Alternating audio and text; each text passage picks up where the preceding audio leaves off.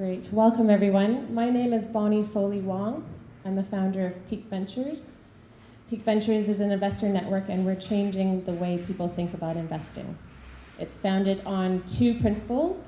One is meet people before you need to meet them, and the second is we all make decisions based on our emotions, intuition, bodies, and analysis. In addition to our network, I've been hosting monthly events around the topic of conversations for investing with our values, each month with a different theme. Tonight, I welcome 5 amazing entrepreneurs who I've had the pleasure of having great conversations with, and I hope you'll get a chance to tonight as well. So before you launch your crowdfunding or capital raising campaign, let's talk about crowdfunding. Hopefully tonight you'll gain some insight about this vast topic and get perspectives on the bigger picture. I've invited each of my speakers to spend about 5 minutes, give or take, to share their perspectives and insight on the topic. Just a few comments about the format for this evening. Each of the speakers will be speaking in turn, and following that, I'll be moderating a short Q&A. That portion of tonight's event is being live streamed and recorded thanks to Entrepreneurs TV.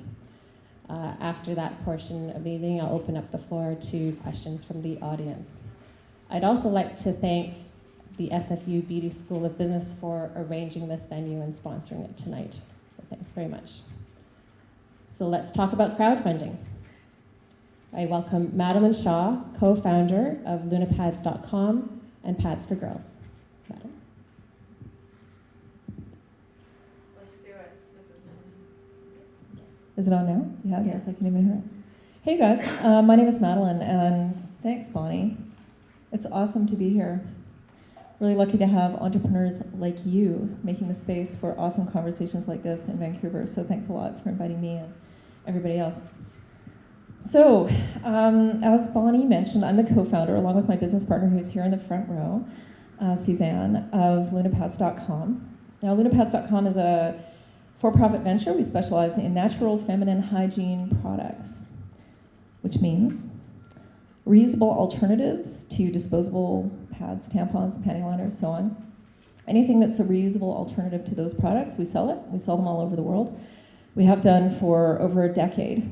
And we sell our products to women in 40 countries. And it's great. It's one of those like, whew, that only took 12 years to come up with an overnight e-commerce success story.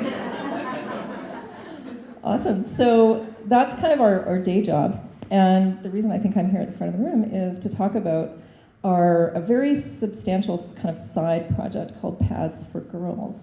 Now, Pads for Girls addresses the issue of school absenteeism among girls in the developing world, most of whom don't have any feminine hygiene products at all.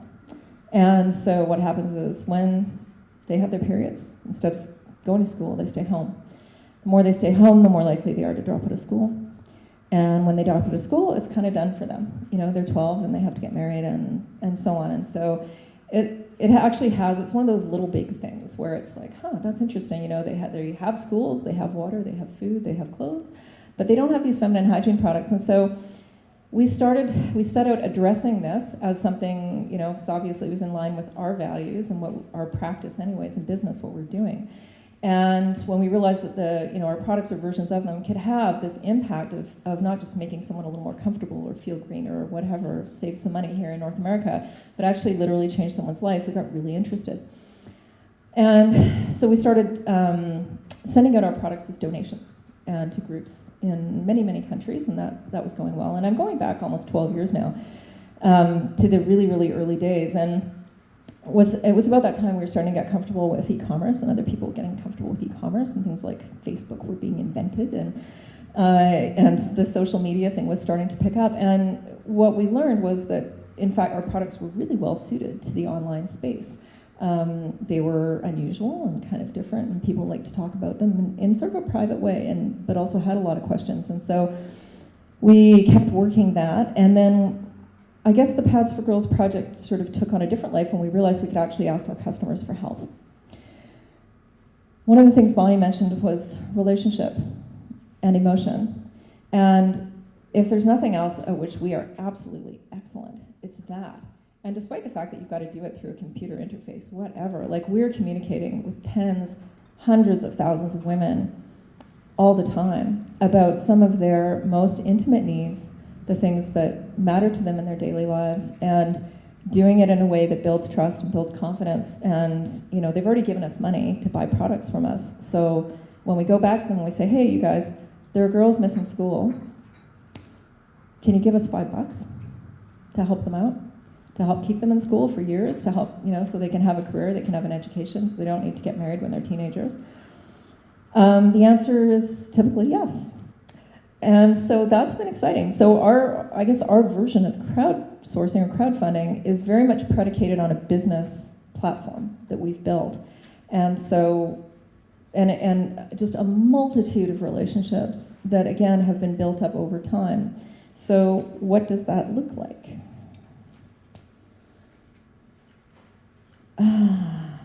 Driven relationship.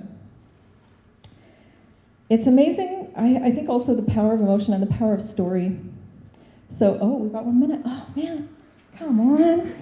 You know, okay, I just want to talk for 1 second. So in January, Suzanne and I went to Uganda to actually see firsthand for ourselves what was going on over in Uganda in this case. And we had a fundraiser, and we invited all our friends, and we also went online, and we talked to all our friends online, and we said, hey guys, we want to go to Uganda, and it's going to cost about $5,000, and we also want to raise money for 350 girls to receive pad kits in Uganda, and so we need another $5,000.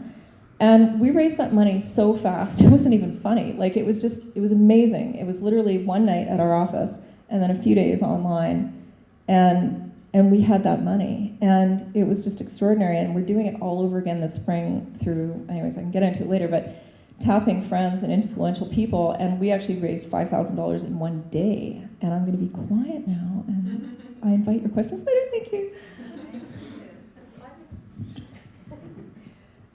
Madeline will have a chance to say a little bit more during the Q&A, I'm sure. Next, I'd like to introduce Loretta Cella, who is the Executive Director of Passion Foundation.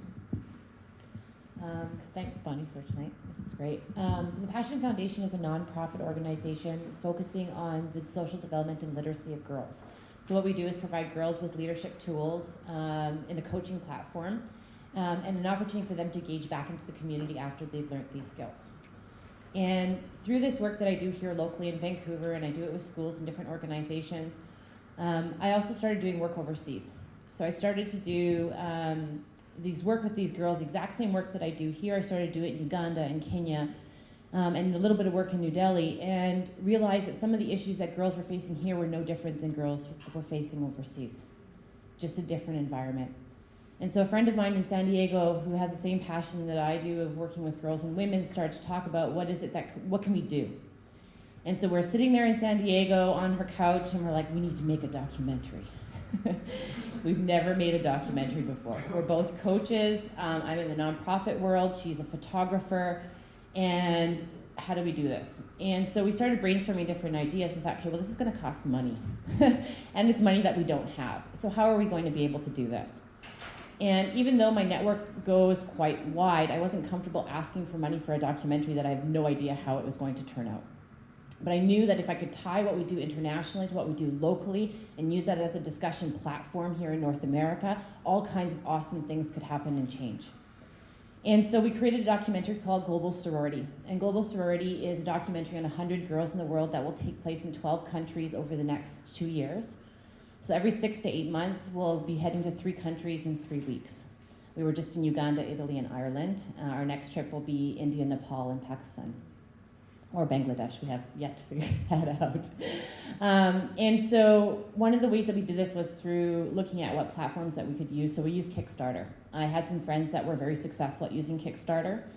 And so we put together the outline for it. We started doing our research. We started doing the Kickstarter tutorial school, learning what we needed to do and looking at projects that were successful and unsuccessful. So what I just wanted to quickly talk to you about is just some of the tips and things that we learned along the way. So why do we use Kickstarter? Well, first, popularity. There was a buzz around it. So people are using it, people know about it. It's a fairly easy platform to use, but it takes a lot of work. The second reason why we chose this was around community. So I have a nonprofit organization. I didn't feel comfortable asking my network for money for this, but if we had the platform where we could demonstrate what we could do and engage that community and offer them something back. So one of the things with Kickstarter is that you can actually give rewards. So whatever you kind of calculate what it is per dollar amount, and then you offer them rewards. And so what we did is we offered them rewards based on what we were doing. Artwork from the girls that we were working with, their stories, photographs, credits in the film, all those different things that our people love to have as a takeaway because it's tangible versus intangible. Some top tips. One thing, I'll talk about a little bit what we didn't do well. We didn't do well is the pre-marketing for this. We could have done that a lot better. If we had a little bit of starter funds to create a greater video that was a little bit more realistic, that was a little bit more frank versus staged, we did what we can with what resources that we had. But if we had done that pre-marketing beforehand and got some of that information out before we had launched, we believe that it would have been a lot successful versus we were down to the 60-hour mark. We raised $10,000, 1 minute, oh goodness, $10,000, over $10,000 in 26 days using Kickstarter through our network. One thing that we did really well was that we engaged our network, but we didn't slam them with information every single day. We didn't bombard them with information, which drives people crazy because we've got that feedback right away. We took our time and did it strategically. We did guest blogs. We have friends that do all kinds of stuff, and they just started sharing that with their networks and continued to make that go.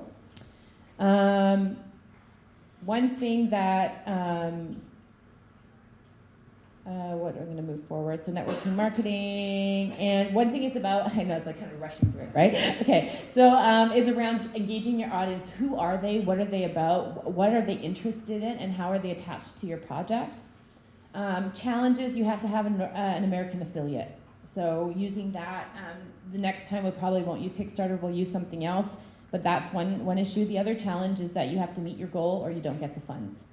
And the percentage is actually quite high. So you're paying about 9% to 10% between Kickstarter and Amazon for your actual funds. So you have to calculate in your rewards how much that costs and how much it's going to take away from the amount of money that you're going to get back. And that's all I'll share. Thanks, Loretta. Next, we have Darryl Hatton, who is the CEO of FundRazr. And we already know off the bat that Darryl's probably going to go over 5 minutes, but we'll see how he does. Do you want to key up a slide? So I cheated. I put together a presentation because, well, it helps me keep my mind organized. So that's what I'm glancing down at here if I have to go, because it's hard to see over there. Anyway, I'm Darryl Hatton. I'm founder and CEO of FundRazr. We're probably the largest crowdfunding site in Canada. What that means is our customers are international, but we're based here just over in Gastown. We've done about 30,000 projects so far that we help raise money, raise a little over $1 million a month for our customers. So it's actually getting some traction.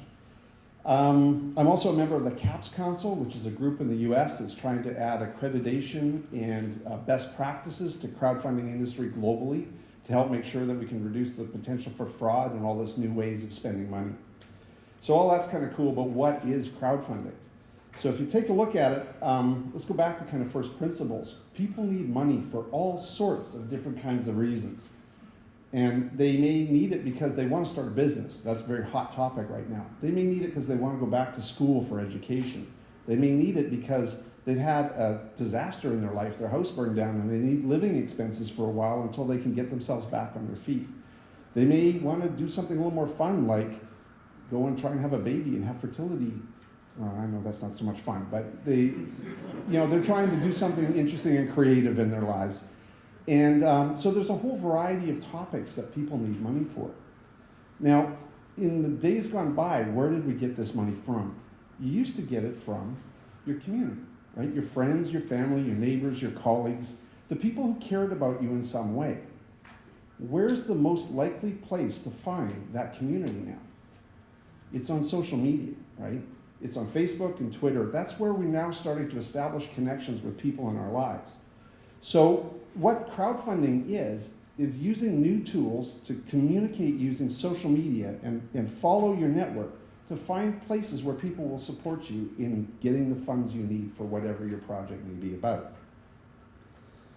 So if you think about it, it's essentially a way of marketing your cause to your friends and collecting payments and tracking payments for those particular kinds of projects. Now, if we could flip. The big thing that's hard to kind of get, because it's growing so quickly, is crowdfunding is this huge wave of innovation that's crashing over all sorts of different aspects of the financial world.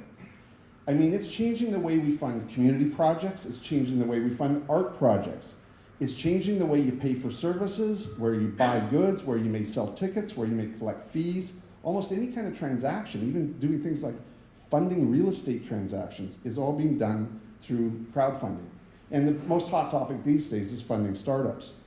So if we could, there are 4 different major groups of crowdfunding that go on right now. We've got gifts, rewards, debt, and equity. All of them have different characteristics about it. There's 500 and some odd new companies that have started up to do crowdfunding in the last about 2 years. So there's a ton of innovation going on. I'm only going to put up a couple of names just to give you some ideas. But in gifts, that's usually collecting typical donations. Small groups using social media, sometimes for nonprofits, sometimes for personal causes, to collect money. Weave is a little startup that started here recently in Vancouver, was written up in business in Vancouver, which is why I thought I'd shout them out. Go next. The one that we've just heard about is Kickstarter. Kickstarter uses a rewards model to help encourage people to donate and participate in your project. There's a lot of other companies that are using this rewards model to do a form of commerce. We jokingly call it preorder.com. You want to go build a product or build a project, you order it ahead of time, pay for it ahead of time, and hope that they'll deliver it to you.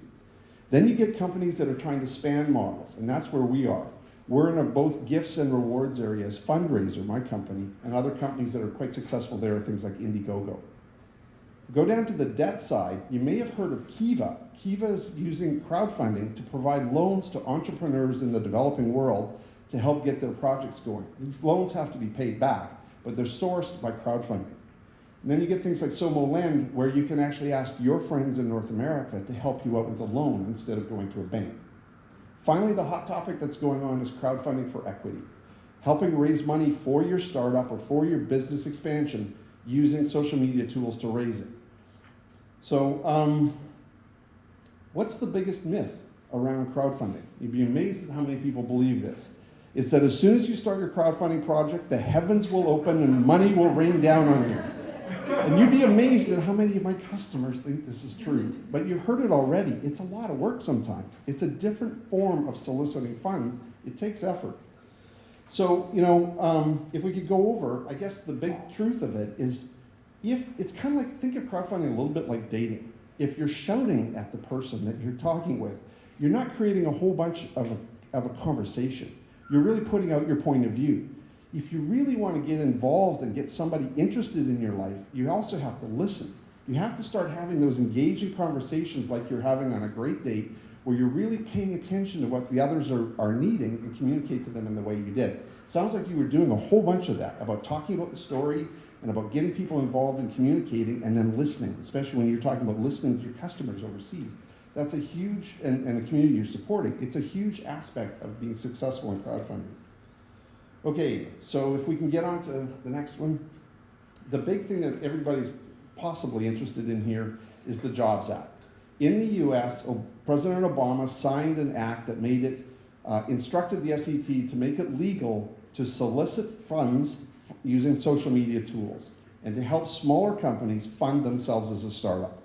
So that's been a big thing, and it's got entrepreneurs everywhere salivating over the opportunity to get people to help them start their business and make it work.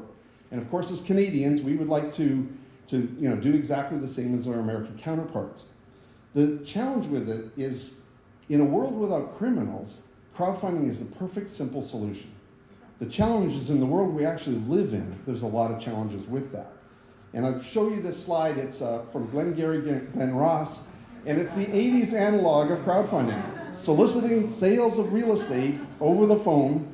And what Alec Baldwin is teaching his recruits at this point is either illegal immoral, or probably at best deceptive.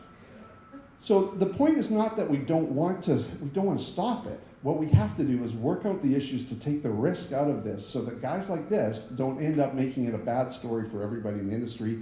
And that's a lot of what the CAPS Council is related to. How am I doing? Not so good. Okay, if we can flip. So one of the things about, I've had a couple of startups, and I've had friends and family invested in my startups. And if there's one thing I can leave you with around this idea, it's a little bit like the Hotel California when you're investing in a small business. You can check out, but you can never leave. Getting an exit out of a small company is a very, very difficult thing. The first company, about a year, we got them a half-decent return. Everybody was high-fiving. It was good. It was a tremendous amount of work.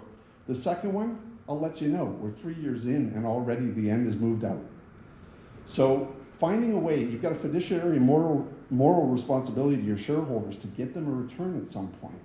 In doing this, be careful about getting investors into your company because they're going to be with you a while. Hopefully you like these people because sometimes it's not going to go well and they will be mean about it. Okay, so I guess the last thing out of it is that you can test crowdfunding now in Canada on gifts and rewards and that kind of thing. FundRazr.com, we make it easy to start a project. It doesn't cost you anything unless you raise a little bit of money, and then we only take a little piece. Thank you. Thanks, Darryl. Hope you've noticed that we've made this subtle transition from talking about crowdfunding donations to crowdfunding equity. I welcome my next speaker, Mary Connelly, who is an entrepreneur, an investor, and an educator. Mary? Hi there. Can everybody hear me? Today my background first is I'm a graduate in business from SFU, and I've been in the sort of technology startup business now for a long time, mostly with software companies. And I was invited today to talk to you about, tell you the story of my raising VC money in Silicon Valley. It was about 10 years ago. So a little bit different than the crowdfunding because these are people who are definitely looking for equity and a return on their investment. So at that time, I had a business venture. We had some seed funding, and it was in order to grow the business and do what we wanted to do, we needed to raise additional funds, and we looked at VC funding. So I'm going to just tell you how I went about it and what I learned, et cetera, and it may or may not be applicable in the Vancouver market today, et cetera, but it's the best I can do. So the first thing we did was, get some advice. So we met with people who had received VC funding in the past, friends of friends, acquaintances, things like that, as well as talk to people who had been angel investors and other business investors, and got the lay of the land. How does this work? How do you go about doing it? What's the first step? What's the next step? All of that. So the first really big step is to be prepared. So you need a full-on business plan to talk to a VC company. So we're talking, cash flow statements, pro forma, good analysis of your competition. You have to ensure that your business venture is something that would attract a VC they're looking for a big return on investment. They will invest and expect 10 times their money back because they're taking a lot of risk, they're putting a lot of money in. You also need to have an executive summary that kind of is standalone that you can send out. Nobody will read your business plan until they've read your executive summary and are interested. And you need a presentation, and you need that to present all the ins and outs of your business plan. And you need that all ready before you even start, because once you start and they're interested, everything happens very, very quickly. In Silicon Valley anyway, and I'm sure probably here as well, you needed an introduction to the firm. Basically, the VC firms told me that they were getting 10,000 business plans a year, and they were talking to about 100 of those companies, and they were investing in 10. So it was really big odds to get through, and you needed to come in through somebody. So I talked to about 15 VCs in the process. So some of the ways that I got introductions was I had a friend of a friend who had been funded by a VC, and he passed on my name or my executive summary to them, and they were interested. You could go in through the Silicon Valley law firms, so Cini's and those guys. Kind of needed an introduction to the law firm, but if they read your thing and thought you were legitimate, they would also contact VCs on your behalf, or you were allowed to use their name, basically. So you could say, so-and-so from this company suggested I send this to you. And that was enough to get somebody to quite seriously read it. And then also people who had been investors who kind of knew other people. And sometimes a firm would refer us to another firm, etc.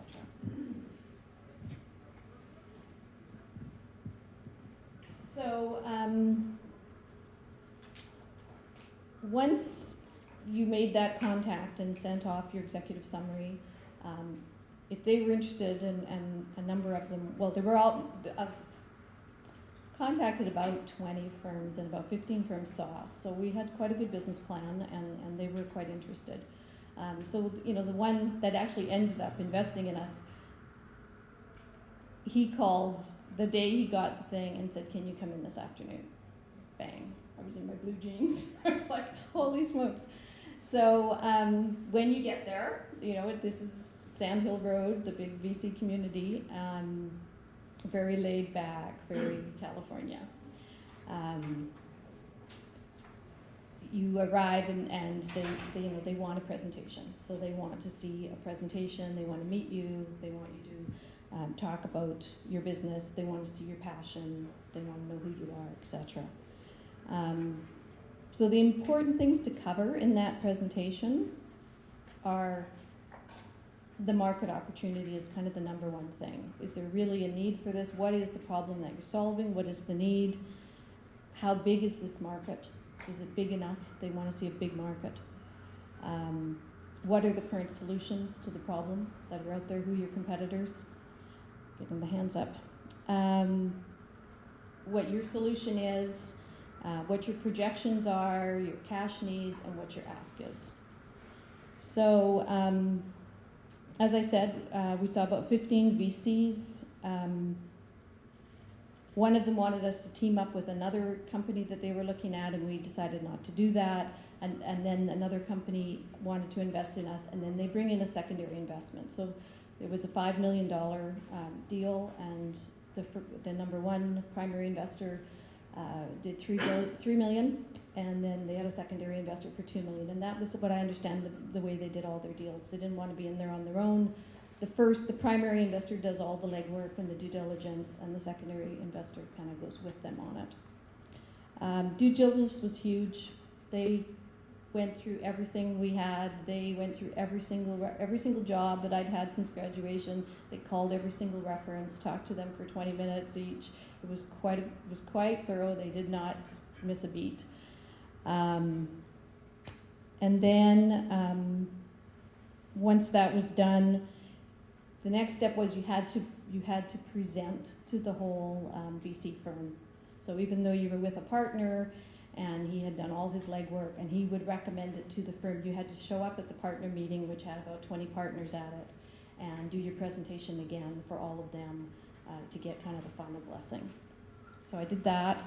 And then you get a term sheet, which basically lays out how the deal is going to look and all of that.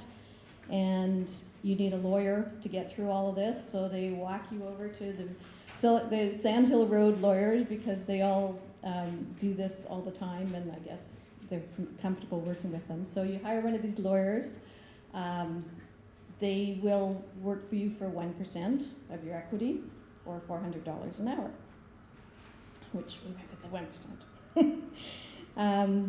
And then there's a big contract negotiation that goes on, and I'm out of time. So contract was about this thick, and then did all that. So that's the experience. Thank you, Mary. And next we have Mike Volker, who is an angel investor and innovator.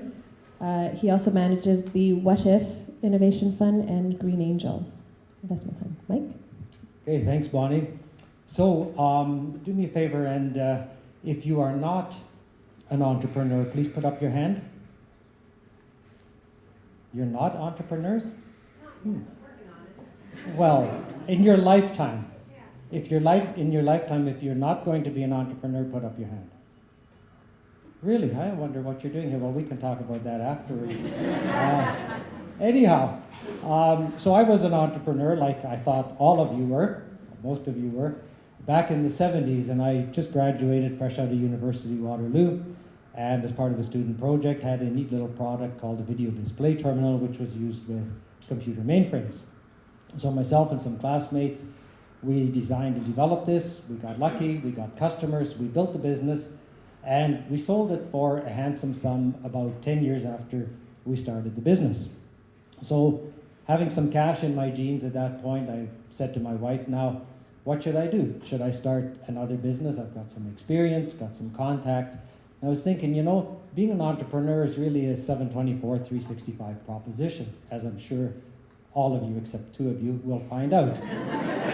So I said, you know, I could use a little break, and it would be nice to meet my family. I think I had kids, but I hadn't met them yet, you know, working so hard. So, and I didn't want to get divorced, so I thought, you know, what I'll do is I'll be an entrepreneur vicariously. And I will support other entrepreneurs by investing a little bit of money in them. I remember talking to the Rim guys in Waterloo with their BlackBerry. You know, they didn't have two nickels to rub together back in the 80s, and they were looking for anyone that would throw a little cash at them. And of course, the reason I tell you that is you never know which companies are going to be the big successful companies. However, as Bonnie mentioned, I'm a so-called angel investor. And the definition of an angel investor is pretty straightforward. It's really someone who's been an entrepreneur and who now puts their money and time into other startups, usually through equity, which is that fourth option that Darryl pointed out, and that's what I want to talk about today. Now, the good news for you is that there is an abundance of capital. There is absolutely no shortage of capital. I have invested in the last 30 years personally in over 100 companies. I presently have an active portfolio of 70 companies in 3 different angel funds, as well as some of my personal investments. And I hope to be talking to some of you when your ideas get to that stage where you're looking for startup capital, not venture capital that Mary talked about, but very beginning startup capital after you've exhausted your own resources and that of your family and close friends. You'll probably want to talk to angel investors. Now, how many of you know that it's illegal for you to sell shares in your business to someone who's not an angel investor? It's good. Usually I give these talks to entrepreneurs, and I'm amazed how many are already starting off by breaking the law, selling shares on Howe Street or wherever to people that they don't know. So the rule, the law in Canada and in the US says that sure, you can sell shares in your business to people you know, family, friends, relatives, or to people who have more than $1 million of net worth, not counting their house, or who have high incomes, but that's about it. There's some other ways to get around it, but those are basically the rules. So my big frustration, and I run an angel network here in Vancouver, which is quite large, but angels are still a very, very small percentage of the population, less than 1%. There are a lot of people who would like to invest, hopefully in companies like yours, but they are shut out because of government regulations. These are the securities regulations. Now, the reason those are in place is because the government, in its wisdom, thinks that it has to protect the general public from investing foolishly. So it doesn't want us to go and sell shares to widows and orphans and take advantage of them. And that's fair, you know, I wouldn't argue with that. What I don't understand is why the government, on the other hand, encourages us to go out and buy Lotto 649 tickets. You know, that's, now which is riskier? I would rather invest in any one of you, even with a flaky idea, rather than buy a 649 ticket. But I can't. I would even argue maybe it's anti-constitutional. Why am I, well, not in my case, but if I weren't an angel investor, why should the government tell me what I can do with my money? Hats off to Obama in the US. He wants to go to the regulator and say, look, you've got to have a better balance between protecting the public and letting the public invest. Now, with crowdfunding and things like Kickstarter, one of the issues, one of the problems with that is that you're going to have many, and according to the US regulations, they want to limit the amount per investor to $10,000. That means if you're raising $500,000, which is average here in Vancouver, you're going to have well over 50 investors. Now you've got a lot of babysitting that you have to do, and you have a lot of people to look after. So I don't really think crowdfunding, as Obama is proposing it in the US, is really all that good an idea. Here in British Columbia, we have actually something that could be better. Darryl, you said, let's not be left behind, and if the Americans do it, let's do it. I say, let's do it a little better than the Americans. And here's how we do it. Here in British Columbia, there's something called an offering memorandum exemption. In addition to being either an angel investor or a close friend, if you give someone a document that's called an offering memorandum, which is kind of a technical document and legal document, and it's also got some accounting substance to it, then you can in fact approach people and take money from them. It's kind of like a prospectus which public companies use when they sell their shares on the public market. But this is called an offering memorandum, and not every province in Canada has that. BC and two others. Alberta, I think, and one other one. Forget which one. Anyway, BC has it for sure. And it's being used. I've used it myself to create one of the funds that Bonnie mentioned, called What If Capital. And through What If, I raised $6 million using an offering memorandum, which would let non-accredited investors, anybody in the general population, could now invest. And it wasn't limited to that $10,000. Now, why don't all of you run out and use an offering memorandum? Absolutely nothing to stop you. The only reason you might not is that it's expensive to use. Legal and accounting fees will cost $20,000, $25,000. It takes time to put one together, and it's just very legalistic and awkward using it. So my proposal, and I'm trying to advance this to our local politicians who are on the jobs bandwagon, I'm saying go to the regulators, take what we've already got, and just tweak it a little bit. It wouldn't take a lot. Call it a seed offering memorandum or something like that. Take out some of the legalese, make it plain and simple, and make it friendly for the entrepreneur, and we can make it work, and we can do it better than the US. So that's my 2 cents on it, but whether we actually get that or not, and I hope you'll advance that thought, rest assured that even the 1% that still is there today, if you want an audience with them, come and talk to me. I can assure you that if you've got a hot idea, a hot product, you will get the capital you need. It'd be a little tougher and a little easier if we had crowdfunding, but do it. Thank you for your time.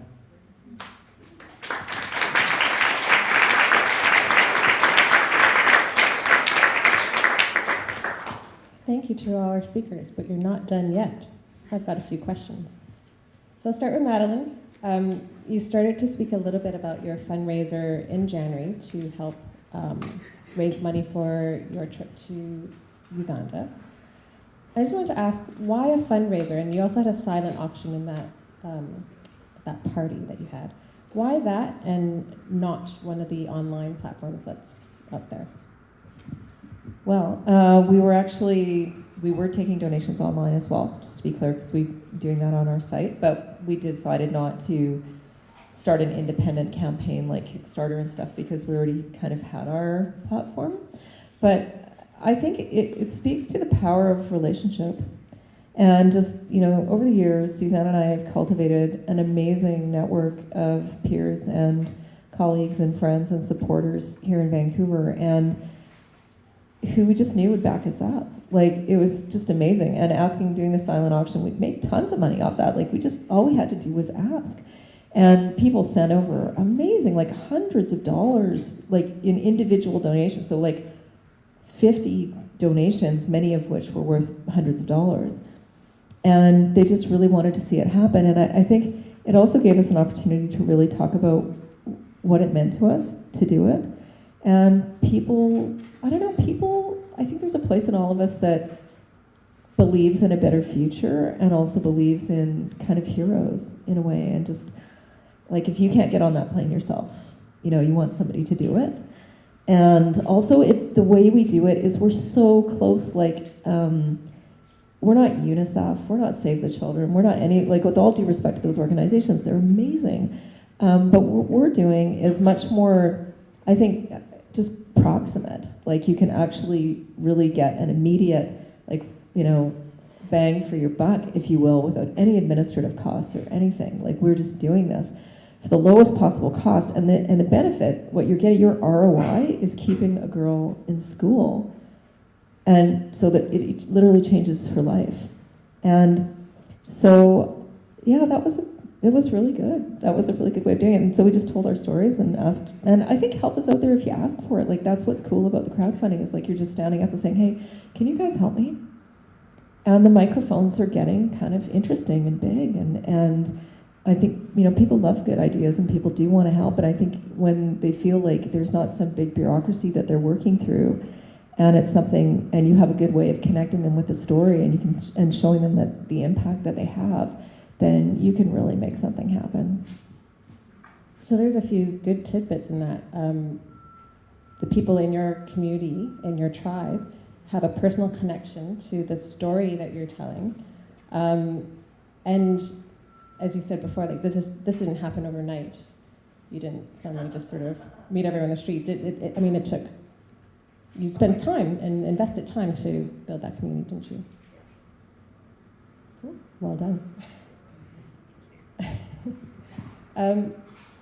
Loretta?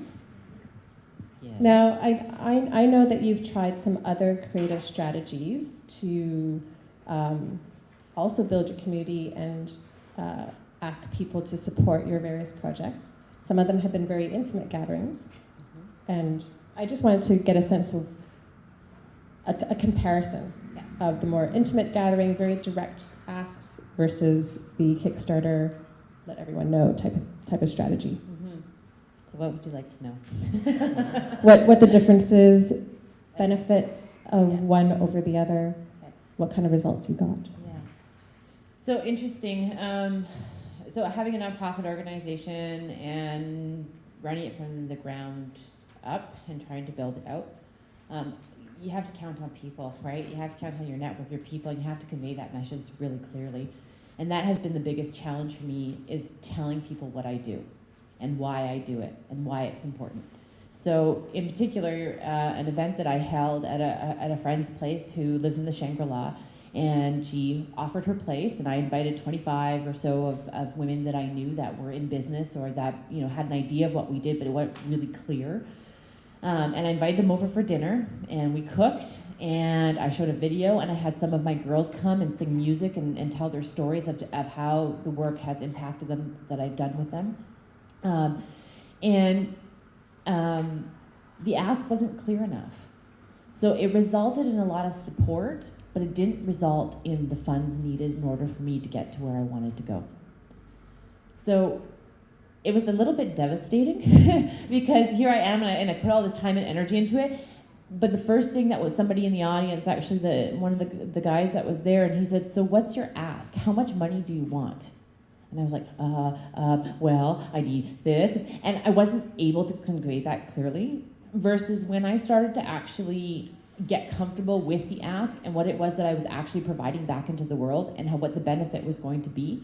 So when we use the crowdfunding, it's really clear. You have a platform, you see how much money it is, you see how much money you need, you do your budget, you do all that kind of stuff. And so the crowdfunding, for me, now I know if I do an intimate gathering again, I know how to do it right. And I know that there's certain things that I need to have in place, like envelopes with little things inside of them that says, this is how much I'm going to donate, this is how much time I'm going to give you. in order for you to succeed. And people want that clarity. They want to know exactly what it is that you want from them and why, and how is it going to benefit them. That's really interesting because at the end of the day, the people who are supporting you, they're making a decision to support your project, Madeline's project, over others. And they need clear information and a clear ask to help them know what decision they need to make and how to make that decision. There's tons of projects out there, like beyond, well, you would know better. There are so many projects out there, and so people need to relate and connect to it. And if they're not relating and connecting to it and they don't see the value for themselves, they're not going to participate. So. Now, Darryl has an interesting position, I suppose, being the CEO of a startup that is a crowdfunding platform, but he's also interested in having shareholders or investors in the business. Mm-hmm. I'd like to sort of pick your brain on some insights on the difference between the two, because some of the things that we're talking about here is the information that has to be communicated to try to attract people either to part with their money as an investor or part with their money as a giver. Any insight on how that's been different? I'm not sure I got it clear on what you really want. So maybe let me talk a little bit about investing and kind of friends and family, Sure. what's happened in that, and then we might talk about if I was going to try it with crowdfunding, what would be different. Mm-hmm. Besides, it needs to be legal. That would help. But so investing with friends and family, it's a lot of work. I mean, it's the same kind of idea, heart and soul on the line. This is the thing that I'm committing my life to. Everything I've got in my life in terms of finance and resources as an entrepreneur is going into this project. And I'm looking at friends and saying, do you get my story? Do you get what we're trying to accomplish? Do you buy into what we're doing? And there's risk issues there for them. Is it going to work? Is he just a good talker and can't really deliver? How can he execute? There's trust issues. I mean, do they trust that we're actually capable of doing what we do, etc. So it's kind of all involved in that. And then there's that icky bit about it of actually asking somebody for help, and then the ickier bit of hearing no. And people that you might have counted on to support you in those kinds of things. So I guess the issue is that from a friends and family point of view, we did a lot of work to try and prepare and be professional about how we were talking about what we were trying to do the right work that, not quite to the same level of offering memorandum, but we did a lot of the same basic work. What's the projections look like? What's the market look like? How are we going to raise that kind of stuff? And so there was a lot of work.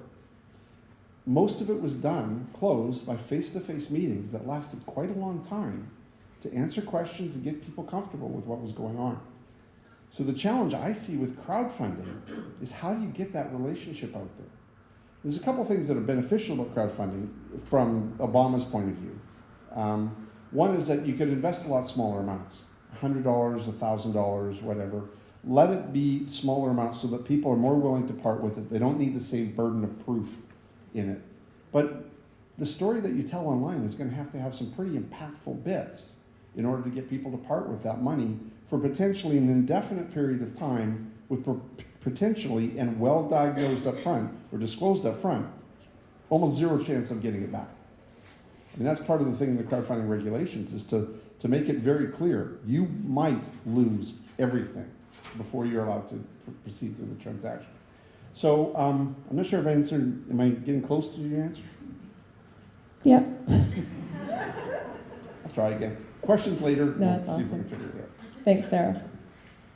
Now, I know that Mary has sort of been on both sides of the table, the funding table, sort of. So she's been an entrepreneur raising money, as you heard, but she also has invested in companies through the stock market.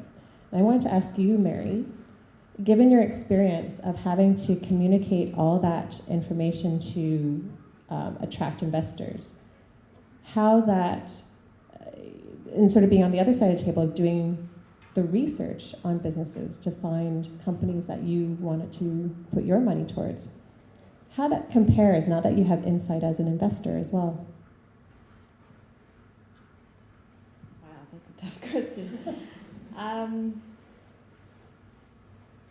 Well, I guess the big thing for me in investing, and I do a lot of stock market investing, is you need a lot of information about the company, and you need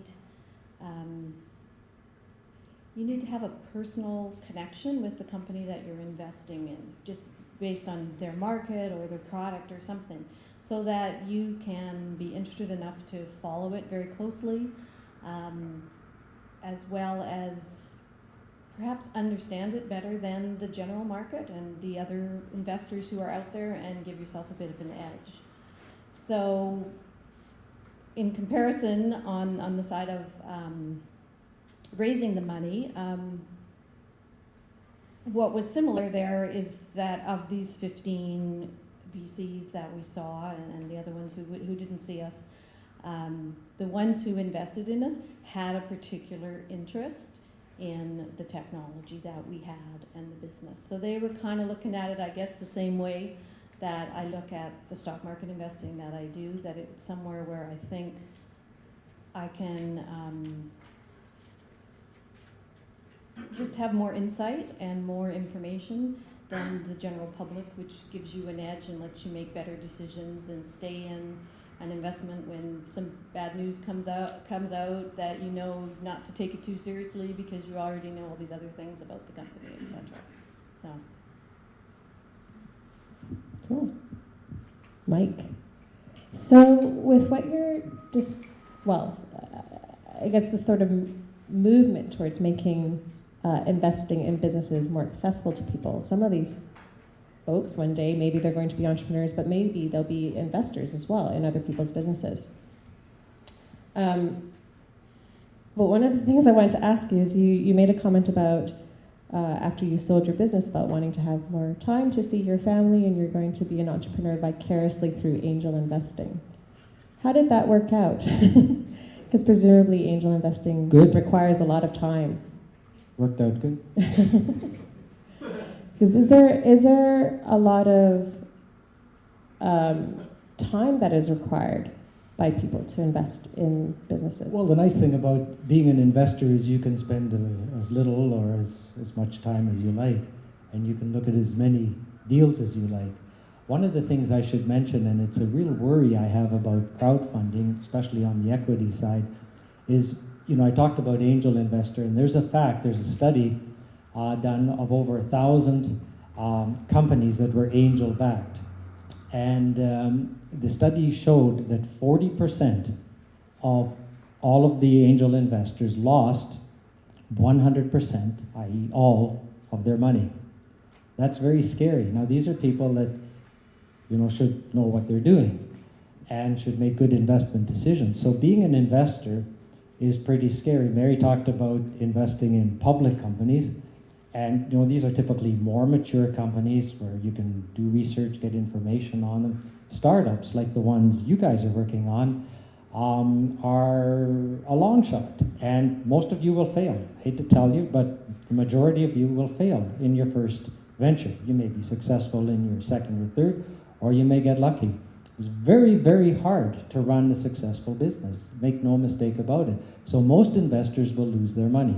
That's a big worry I have about crowdfunding. So if all of us start investing in startups, we're not going to have anything to show for it. And then the word will get out and nobody will be motivated to invest because of the high risks. That's one reason why I think pooling capital, creating funds where you would throw your money into a pot, kind of like a little micro mutual fund, because the fact is, here's another fact for you from this same study. To get successful returns, you have to be in well over a dozen companies, because it's a numbers game. And you don't invest in the technology or the products, you invest in the people.